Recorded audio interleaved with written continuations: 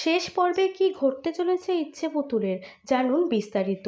ফাঁস হলো আসন্ন পর্ব। জি বাংলার জনপ্রিয় ধারাবাহিক ইচ্ছে পুতুল প্রায় চলে এসেছে তার অন্তিম পর্যায়ে। সিরিয়ালটি অন্তিম সম্প্রচারের দিনক্ষণও প্রকাশ্যে এসে গিয়েছে। গত পর্বেই দেখা গিয়েছিল মেঘ ও নীল তাদের বিয়ের পর চলে যায় গাঙ্গুলি বাড়িতে। অন্যদিকে জেলে ময়ূরীকে দেখতে যায় তার বাবা মা। জেলে অন্য একটি কয়েদি মোহিনীর সঙ্গে বিবাদে জড়িয়ে পড়ায় হাতাহাতিতে ঠোঁট কেটে গিয়েছে ময়ূরীর। আসন্ন পর্বে দেখা যাবে তার মা দুঃখ করে তার গালে হাত দিতে গেলে সেই হাত সরিয়ে দেয় ময়ূরী। সেই দেখে বাবা তাকে জিজ্ঞাসা করেন সে কি কোনোদিনই বদলাবে না।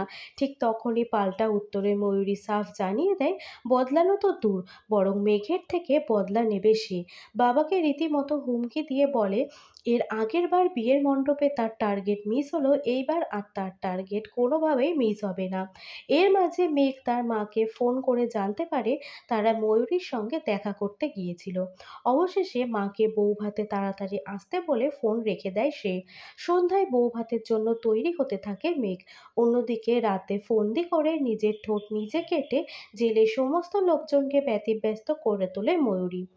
এসব দেখে রেগে গিয়ে মোহিনী ফের ময়ূরীর সঙ্গে বাকবিতণ্ডায় জড়িয়ে পড়ে এবং ময়ূরী ইচ্ছে করে মোহিনীকে চড় মারে।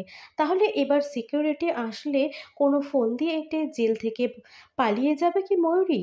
এর উত্তর আপনারা পাবেন ইচ্ছে পুতুলের আগামী পর্বে।